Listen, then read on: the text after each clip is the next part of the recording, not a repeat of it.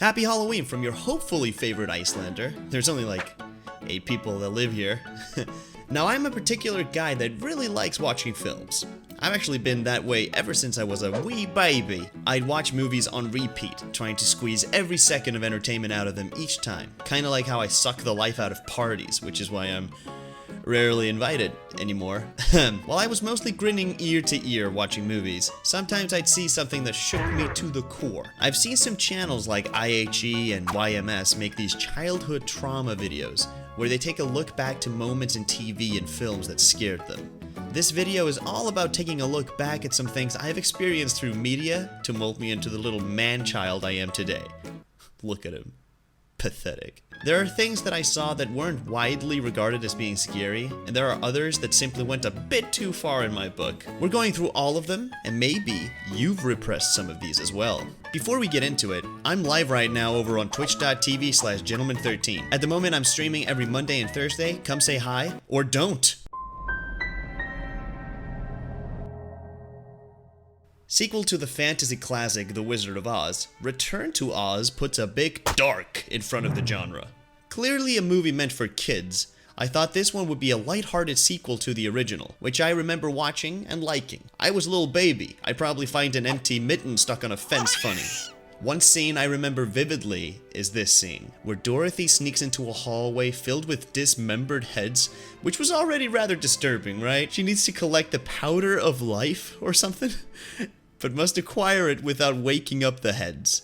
Inside is a head sleeping and the powder by its side. Unfortunately, Dorothy is 80 years old and has Parkinson's, and this happens. Dorothy girl.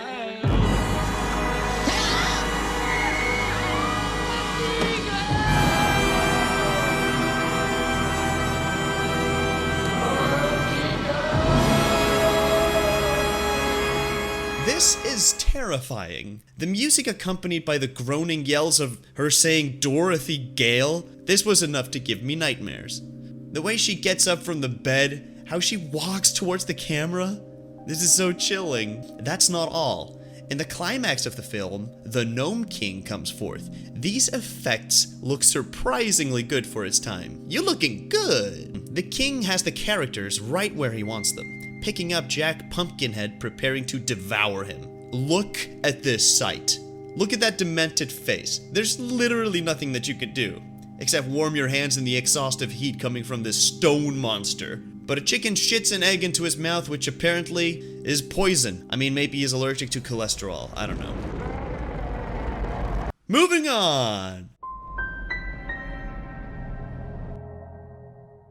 Raiders of the Lost Ark is such a fun film. It's got action, it's got the perfect amount of cheese, and the adventure is exciting as hell. Throughout the movie, it's been a ride and a half, but it was always apparent that they never showed anything too violent. It was more implied violence. The fight scene with the airplane blades is a great example of that. There's blood, but you don't see anything more. You know it's nasty. It would be kind of fucked up if you saw the mangled body afterwards. That's why the Ark scene is the most memorable scene for me. The Nazis have gotten their hands on the Ark of the Covenant and want to reap the benefits of invincibility. Indy advises Marion to keep her eyes shut during the ceremony. Shut your eyes, Marion. Don't look at it no matter what happens. Eventually, some spirits start floating out of the Ark, gracefully hovering around the Nazis. The music is beautiful and epic. Belloc rejoices and exclaims, then this happens.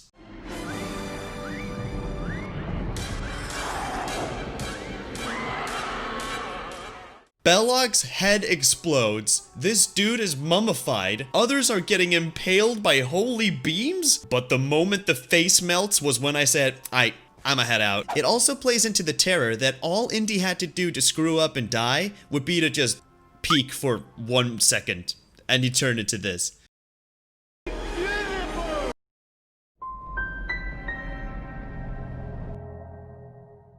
Okay, I thought we're doing 2 Indiana Jones movies, but I guess this kid couldn't handle an action flick.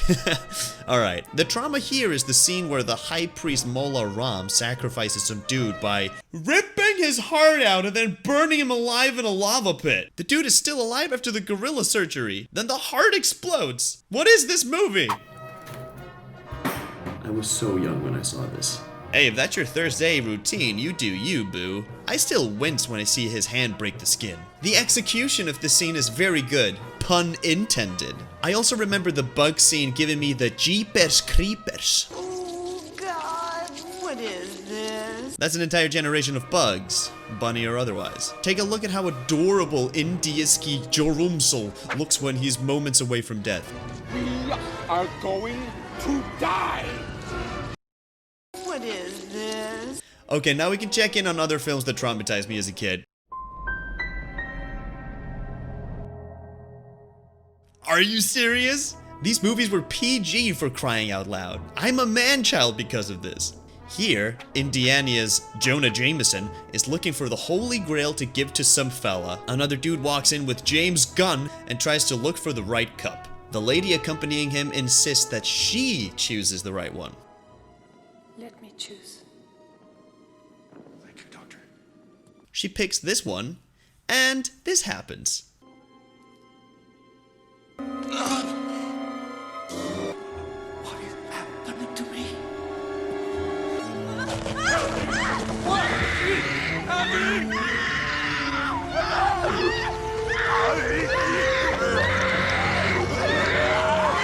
Alright, challenge time. Somebody try consoling a child after having watched that.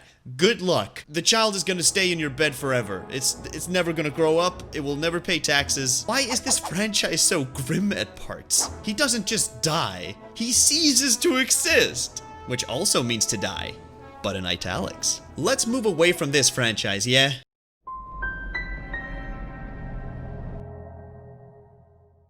I was 9 years old when I saw this one. I was a fan of the Harry Potter movies and exclusively watched the movies, even though my family loved gifting me the Harry Potter books for my birthday. I'm never gonna read them, sorry mom. The Harry Potter franchise had a layer of horror within them. The back of the face Voldemort reveal, the basilisk, which kills you instantly if you look in its eyes, and of course, my least favorite, the spiders in the second movie. Yeah, I'm not a fan. But the third movie had something that petrified me so much more than anything else. If you've ever seen the movie before, you might remember the scene where Lucius... No, hang on, that's Draco's dad. Lupus? It's not lupus. Yeah, you're right. Let's call him Lax Crimbles. Lax Crimbles decides to take a big hard look at a full moon while being a werewolf. You shouldn't do that. The body transformation is so intense and disturbing. This wise man has succumbed to becoming a beast of the night, not capable of reason or benevolence. They mentioned this earlier in the movie. With each full moon, when he transforms, he no longer remembers who he is. He'd kill his best friend if he crossed his path. That's very true. Look at this. Sirius Black goes toe-to-toe with him, and Lucretius Bumble doesn't give a dick. The way he sprints after Hermione and Harry really makes my skin crawl. I also forgot how much the Dementors freaked me out. How they're introduced really sets the tone that this isn't your mom's Harry Potter. All the lights go out. It gets like ridiculously cold. And then you see this silhouette.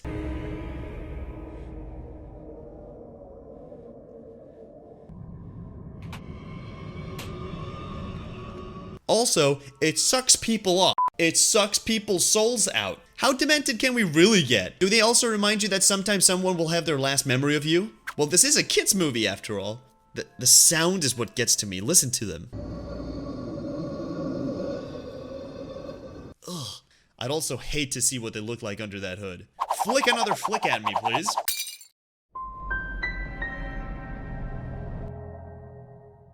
Dude, this one messed me up.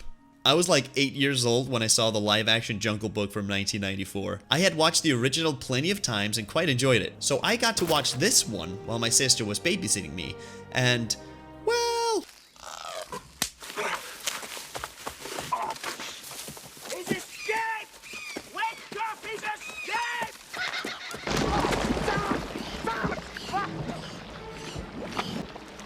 Bob, help me! Bob, Rocket!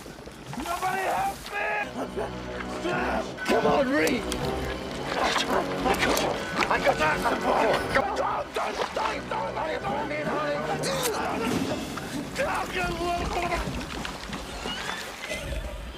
They show so much of his demise. Why not just move on to Mowgli's ass when he's escaping or something? I don't know. This is a bad guy slowly sinking to his death, struggling to call for his partner to help him out.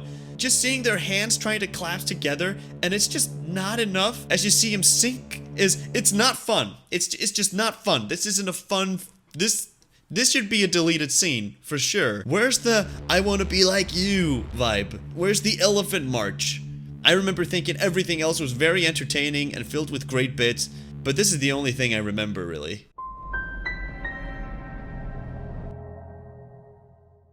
Don't you dare ridicule me for putting this movie on here. Okay? We're in agreement? That's awesome.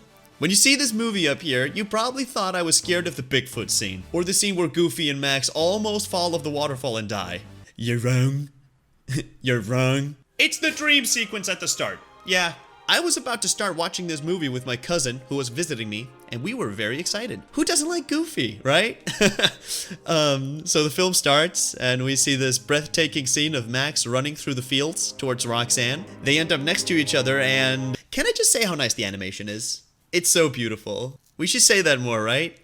Animation's kind of cool, you know, I really like animation. Anyway, they end up next to each other, and she leans in for a kiss. You know, I had a crush on Roxanne as a kid. Yeah, which was fine. It probably wouldn't ever work out since, you know, she's a cartoon and I'm a baboon. Okay, sorry, I just really don't want to go into what comes next because it's just so embarrassing, okay? So they end up next to each other, and she leans in for a kiss and gets startled. Why?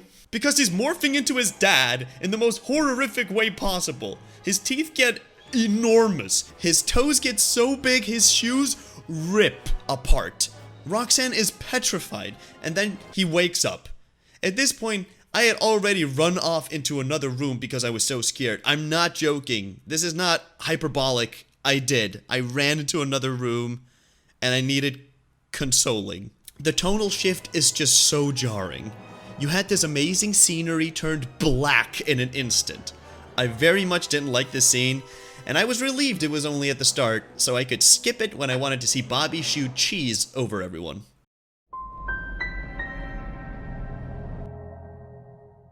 This movie is one of my favorites.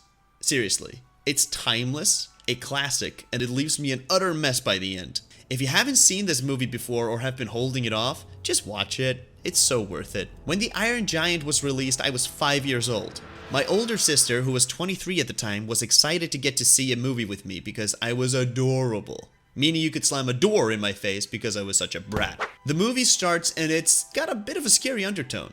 Especially for someone who is so young. Hogarth really likes staying up late and watching horror on the TV, while eating probably the most American thing I've ever witnessed. The electricity goes out and he goes out to investigate. The music helps raise the suspense and mystery around these weird anomalies. Now I was suspensed alright. Then, it happens. You see two lights appear in the background, and this gigantic humanoid robot walks with probably a 50-ton force straight towards the boy, almost killing him. And that's all I remember seeing from the premiere. I cried and screamed for my sister to take me home because I was so scared. Yep, the movie just started. I talked to my sister the other day about this incident, and she admitted being so very disappointed with me because of this. She just really wanted to see a movie with me. I'm sorry, okay? I was 5 years old. What do you want me to say? I'm sorry. The movie was loud, okay?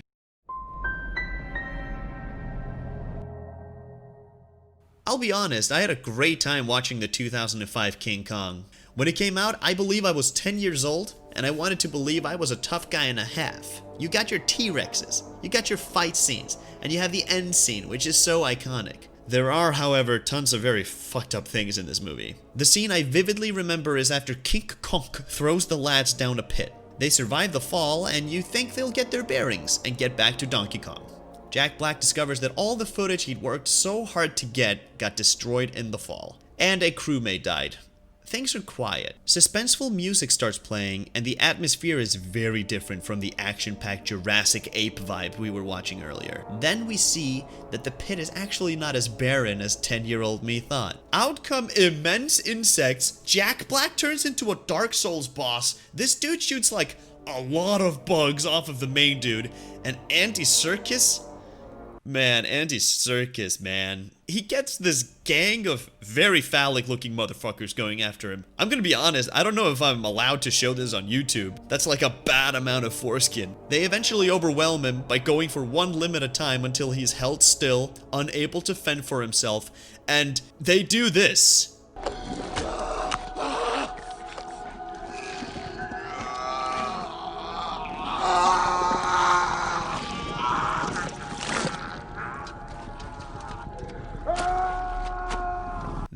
This is the worst way to go. This is absolutely terrifying. Look at him flailing his arms, rendered utterly useless. You think he's just dead? I think he's staying alive for a while in there. Seriously, what's worse than this?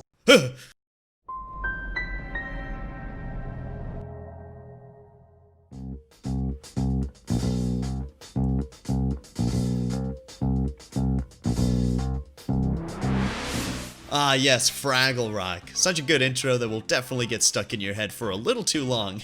I sometimes use the word Gorg for things that are gorgeous. There are characters in Fraggle Rock named Gorg, and they're actually frightening. Yeah, especially this guy. He's gigantic compared to the Fraggles, and they have to sneak past him and run for their lives if they get spotted. Alright, real talk here. I remember looking out of the window and expecting to see Gorg come sprinting towards my house, busting his arm through the window, and eating me and my parents alive. I was 7 years old. This is obviously a kid show, and it doesn't do anything non-kid friendly. It just has a character that makes me uneasy. Yes, present tense. He still freaks me out. Look at those eyes! He's so enthralled with capturing them, and that's just not okay with me, alright? I was terrified of seeing him in the background and hoping his gaze wouldn't meet the camera. Ugh, I don't like that. I really don't like Gorg Jr. Also, another point, the Gorg characters are just people wearing costumes, while the Fraggles are puppets. This in turn gives the Gorgs more of an uncanny valley feeling when they're both on the screen. And well, those are some of the things that scared me a lot as a kid.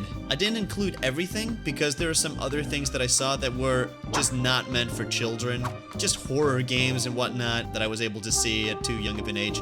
Maybe that's something that you'd like to see. I don't know. Maybe I'll do a part 2 where I talk about some real fucked up shit. This was embarrassing. I wonder if the comments are just people roasting me and calling me the man baby that I am, or you all get where I'm coming from. In any case, let me know what freaked you out on TV growing up. Come talk to me about scary movies, TV, or even video games over on my Twitch channel, twitch.tv/gentleman13. Be gentle to one another and wash your hands. Bye-bye.